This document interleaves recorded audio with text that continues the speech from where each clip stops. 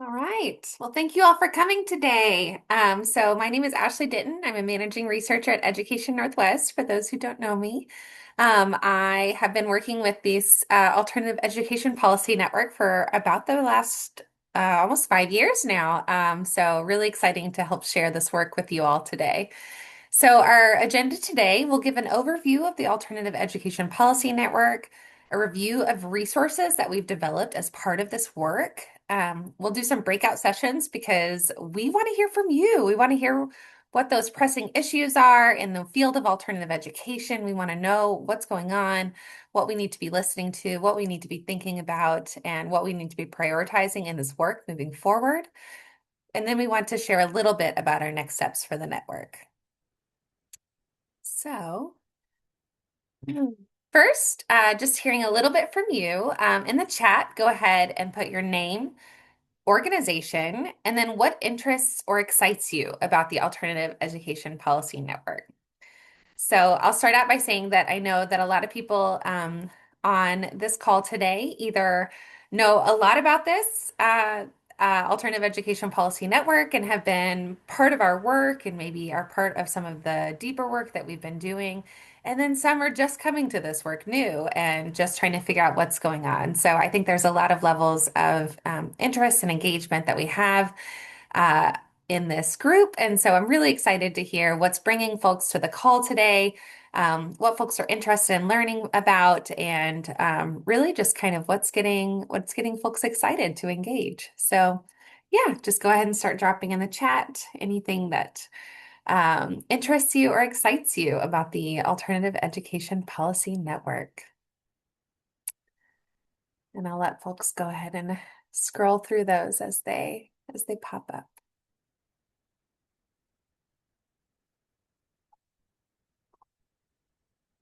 Okay.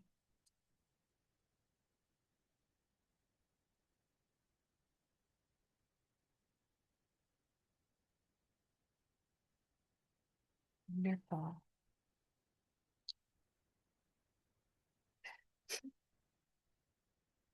And you can also see Taylor, my colleague here, has popped in a document in the chat. For those who are really new to alternative education as a whole, or are just trying to get a good grasp on how we frame alternative education, are um, we have this alternative education background document, although it might have only gone to hosts and panelists. You might need to send it out more broadly. Okay, just checking. Okay.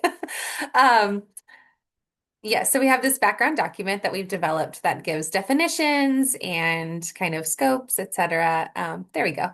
So that can be seen by everybody. And so this will give you some insights into the way that we're defining alternative education, the way that we're seeing this work in the field, and how we're positioning this work within our alternative education policy network. All right, thank you all. I see those rolling in. So our team, Ashley Denton, again, managing researcher. Um, and then we also have Taylor Birch, who you just got a message from, who has put the document in the chat. She is a researcher and also serves as a coach and yeah, and works closely with some of our state teams that we'll be talking about later. We also have Julie Petrakupi, who's a managing researcher who has supported the work from the oversight and just helping really help us think about all these things and help us place this in the field, the broader field of alternative education and learning and really just supporting students and engaging students. So let them wave to you and say hello, and then they'll be popping on as we get moving through this work. So, what is the Alternative Education Policy Network? So, again, I know that many of you are very familiar with the work that we do, but just wanted to give some background about how it came about and what the goals are. So, our goals for our work. First, alternative education by design has really been a fairly invisible space, right? It's a place where students often are kind of pushed out or made to go based on experiences within the traditional K-12 system. And we want none of that. This is really an opportunity to bring visibility to this space, to really kind of offer that kind of visibility. Also, there's so much innovation that's happening within alternative education, and we are working strongly to bring visibility to that innovation. We're working to really add those insights and really show a lot of the work that's happening in this space. Another thing that we're really interested in is collective learning. A lot of times, alternative education is happening in smaller sites that are somewhat disconnected from other learning opportunities. And so we're really trying to build that collective learning and engage in really just exchange of ideas and understanding so that we can help to build the field. Additionally, we're really focused on systems change. So we're looking at things like policy to help to shape the field, different resource allocations. So we're really looking at budgets. We're looking at ways that we can shift the resource allocations, to shift the policy structures, to really change the whole systems that work toward better supporting students who are furthest from opportunity. Because again, at the fundamental level, the goals for our work in alternative education policy network is to advance educational justice for students who are furthest from opportunity. So that's kind of our North Star for this work, the work that we're really trying to do with everything that we're doing and producing through this work. So how are we doing it? So we have a multi-phase approach that we've been working through over the last 5 years.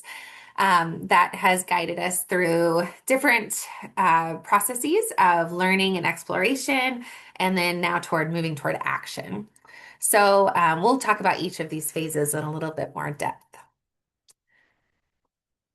Ooh, there we go. So the first is we spent some time learning about the landscape. So from 2021 to 2023, we did a deep landscape scan alongside some policy case studies that really looked at the policy in action. The landscape scan was able to really look deeply across the nation at mindsets and narratives around high school alternatives and what supported students within that space and how to really shift those mindsets and narratives to be better supportive of students.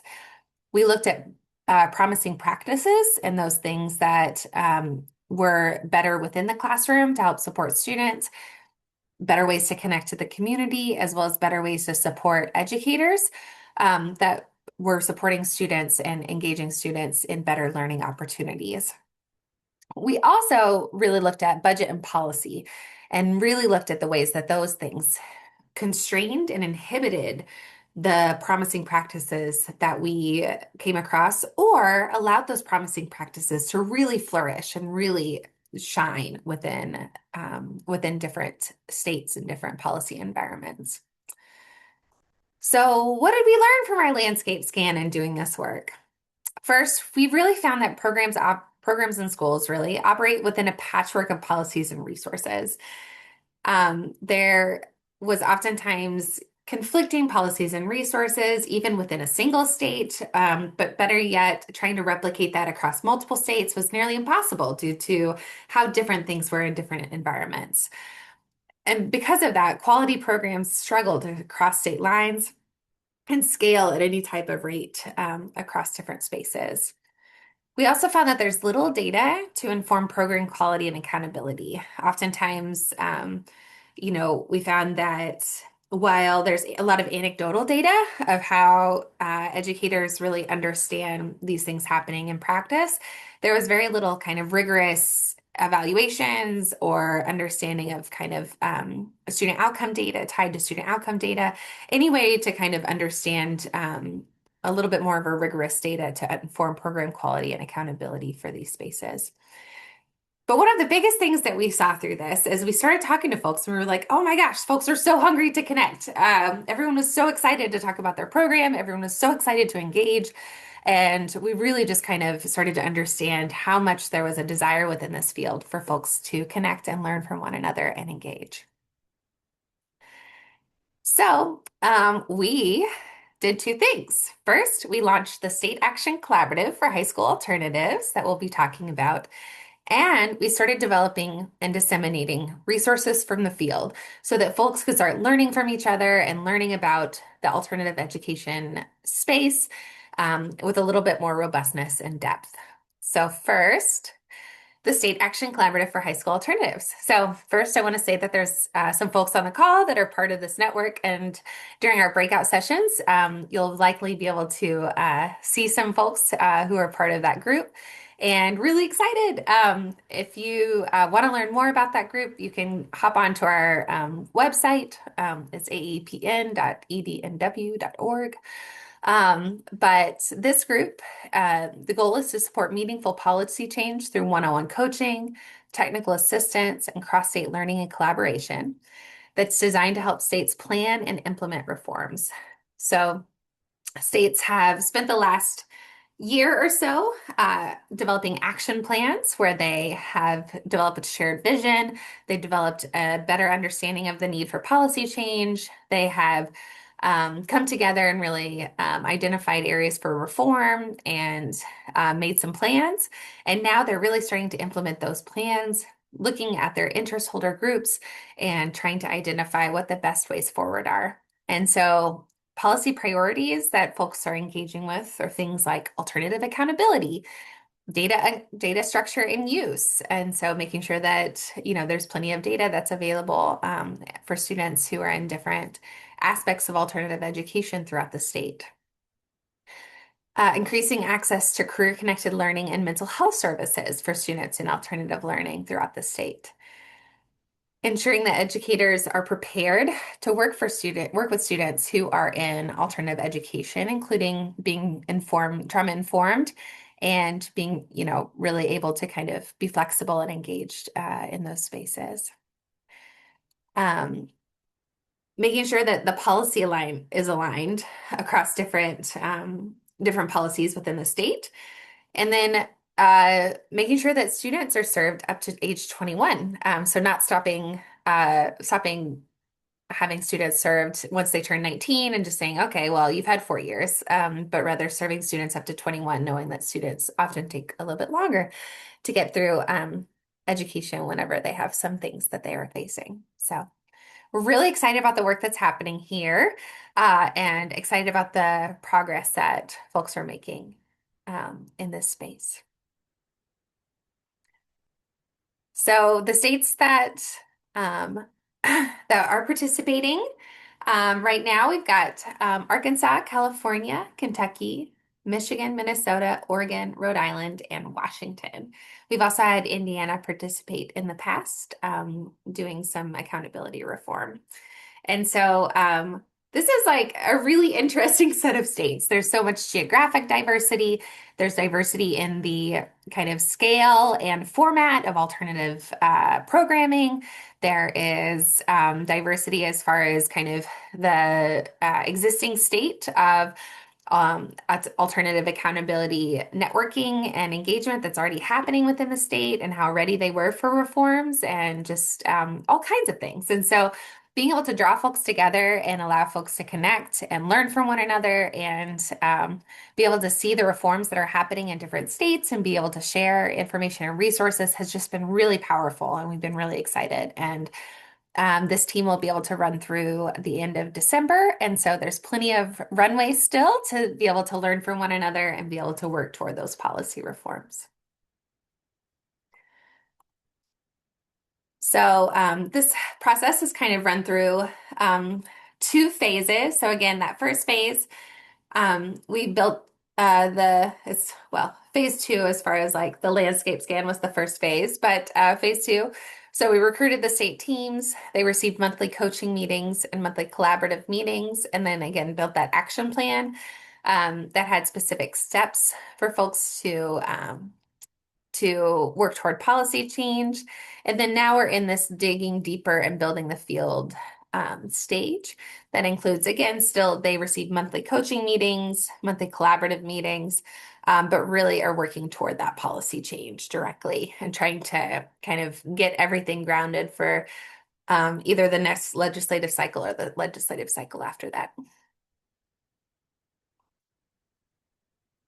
So through that too, we've also heard that there was a lot of need to um, get a little bit more information about what's going on in the field. Like this really kind of having these states come together, we really heard a lot of like, but like, I don't know about this, but I don't know about this, but what are states doing?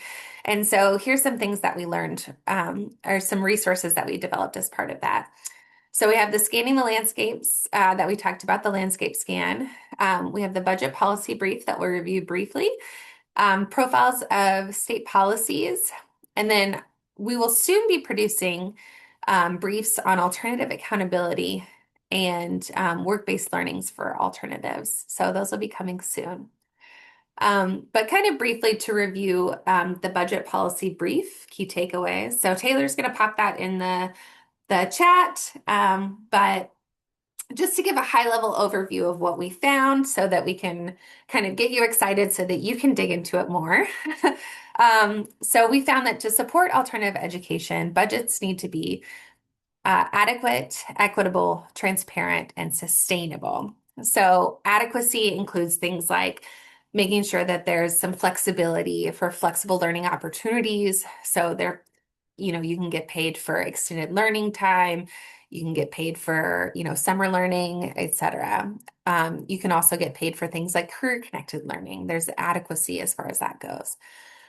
Making sure that it's equitable. So, there's plenty of weight for students in the budget formula for students who are eligible for free and reduced price lunch, or students who are in justice involved, pregnant or parenting, or experience other barriers to educational success. That there's comprehensive student support, so they can get wraparound services that they might need to be successful within alternative schools. We also talked about transparency. There's a lot of challenge we found within alternative schools about the level of transparency whenever there is budgets that are passed through districts on their way to alternative schools. So oftentimes budgets are not required, or districts are not required to kind of report on how much they give to alternative schools, or whether the alternative schools that are actually serving students who received additional funds are actually getting those funds. So make sure that that's really transparent and really, really clear. And also making sure that it's sustainable, that there's some kind of sustainable opportunities. Again, all of this is, a little complicated because it's budget policy. And so be sure to check out the budget policy brief if you want to read in more detail about the ways that budget policy can be altered to better serve alternative schools. The next thing that we have is our state policy profiles. And I should say too, the budget policy profiles or the budget policy report was reviewed in collaboration with our state action collaborative for high school alternatives. And then this was developed based on engagement with our state action collaborative for high school alternatives. So these are the 8 states that were participating at the time. We did state policy profiles in which we were really in depth into the state policies that they have in there. And so here's some key takeaways that we found. We found that the alternative learning definitions in each state were really different. But mostly it focused on serving students who are not well served by traditional settings, and emphasizing flexibility and personalization. We also found that alternative learning structure was really varied among our 8 states. It could be standalone schools, programs in schools, charter, virtual or online, court schools. There was just a lot of options that even just the 8 states that we had represented, that alternative learning structure was really varied. We had a variable student eligibility, so it could be open-ended or defined. So it could be like, any student who wants to come is welcome. Or there could be a definition of it has to be students who are, for example, at risk of dropping out of school, like they're behind on credits or intended to withdraw. They have to be pregnant or parenting or experiencing homelessness. That student eligibility either was open-ended or had a strict definition. Again, funding was mostly focused on serving students who are not well served in traditional settings. And then accountability. There was mostly a focus on traditional school metrics, so four-year graduation rate, attendance, and standardized test scores. But there were some states who had some modified systems to collect additional grad things like a one-year graduation rate, 5 and 6 year cohort graduation rates, and growth metrics. So again, this is just enough to kind of get you thinking, but you can learn more on our website. We have all of the state profiles available on the website, so you can dig in more deeply, as well as the practices and some policies aligned with them, other resources, and then a little bit more in depth about our of the way we define alternatives. And now we want to hear from you. So Thanks I'll so hand it much. over to Julie. Ashley, there's so much wisdom in this field about how to reconnect and keep young people engaged in learning and the systems and policies and structures that can support folks in doing that. And so we want to spend the rest of the meeting doing some kind of big picture reflection and some small group conversation about how our work can help share that learning across the nation and support you in your work. And so we're going to have three topics we're going to dig into during this session.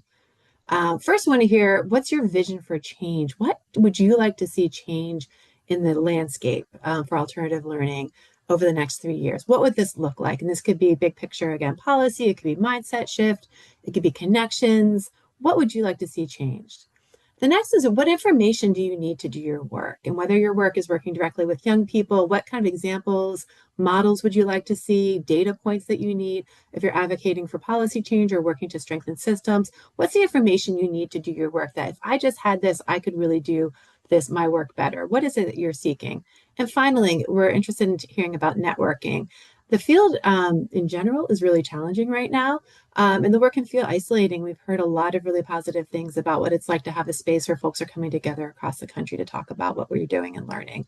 And so, how could being part of a national initiative like this in alternative learning support your work locally? So, those are the three topics we're going to dig into. As you heard earlier, there's lots of different kinds of folks on the call. On the next slide, we'll see some of the small group choices that you'll have. And so, you'll have a chance to choose a breakout room based on what your interest is. And so if you're interested in state education agency issues, we have a group for you. If you're interested in research and advocacy, there's a group focused on that. And then we broke out groups because we saw we had a lot of school level folks and district level folks in the call. So we'll have separate small groups for each of those folks that you could choose to be in. So Ashley's going to set up the breakout rooms. I'm going to share a whiteboard. Taylor, could you drop that into the chat? While Ash, the whiteboard, thank you. And I'll share my screen. And so we've got a Zoom whiteboard. While Ashley is setting up the small groups for you to choose, we'd love to have you just take 3 minutes and tell us what your dreams are. What is one thing that you could change about the alternative learning education landscape over the next 3 years? What would it be? So this is a Zoom whiteboard that I'm sharing here. So over on the left, you can see these are your options for how to engage. I often just use a sticky note. You just go over here, put it on there, and you can start typing. And so if you all could just take a few minutes, reflect, and share your thoughts, you can also directly use the T to write text. You could add emojis, respond to what other people have up there. Just take a few minutes and tell us what you'd like to change. And then you'll have some options to engage in small groups.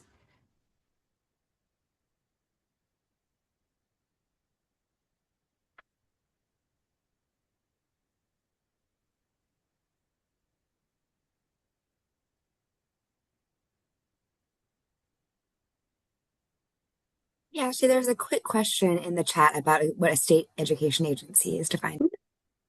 Great question. So this is who runs public education, K-12 education for your state. So we have like the state agency, and then we have like districts. In some places, like out in the West, we have educational service districts that are regional. So we're talking about the folks who make decisions, run the policy and the programs at the state level. Great question. Thanks, Rachel.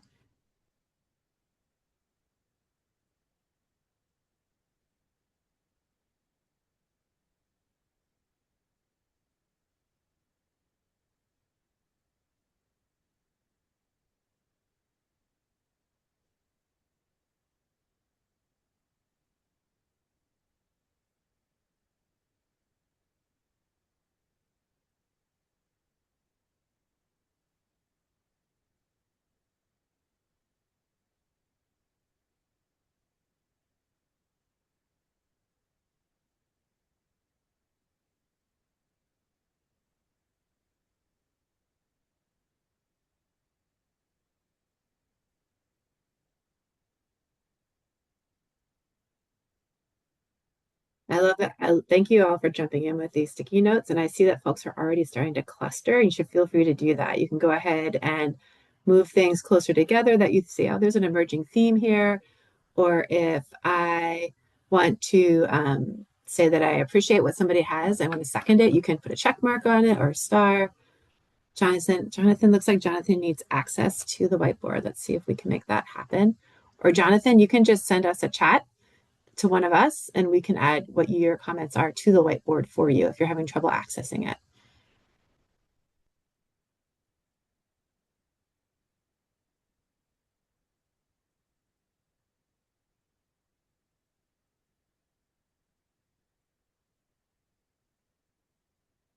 Ah, Lillian, thank you. Yeah, so there's a link in the chat to the whiteboard. That's how you get access to it.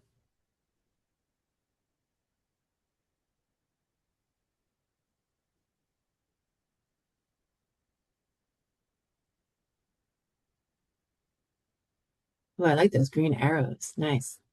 Not arrows, check marks.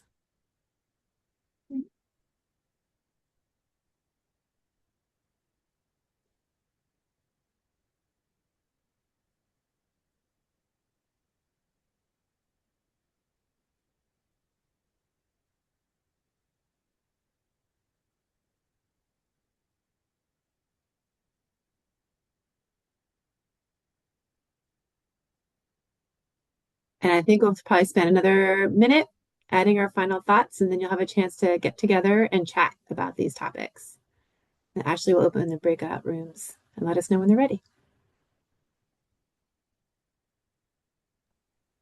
Yep, ready when you are.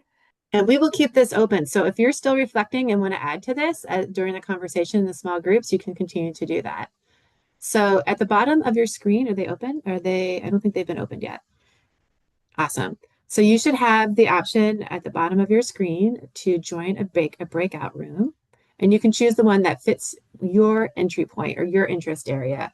Are you wanting to work at the state level in education, K-12 education issues? Are you a researcher and advocate and want to talk to other folks who are in that space? Are you a person who's interested in the work that happens at the school level or at the district level? So those are the groups that we're choosing from. You can go and find the breakout room option on your toolbar at the bottom, and you can hop into your breakout room. And we will join you there and take notes and help get the conversation going.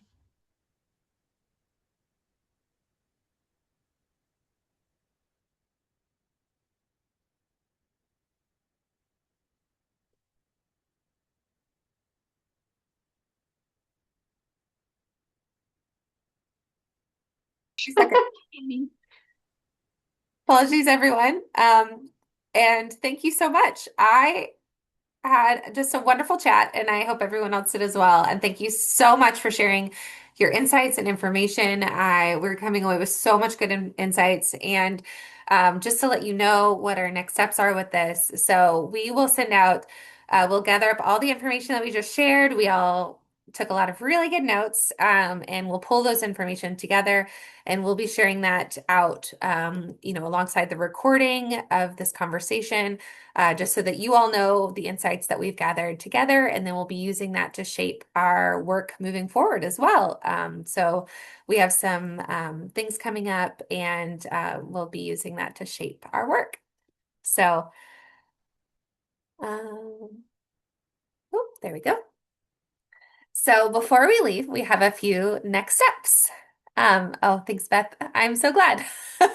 Um, our next steps. So first, again, we're going to share learnings from these discussions. We're going to let you know what we heard from everyone, give you some insights into what we're hearing, and kind of pull those together and help to shape the work moving forward. We have 3 upcoming webinars and products that we'll be producing. So first, we have Career Connected Learning.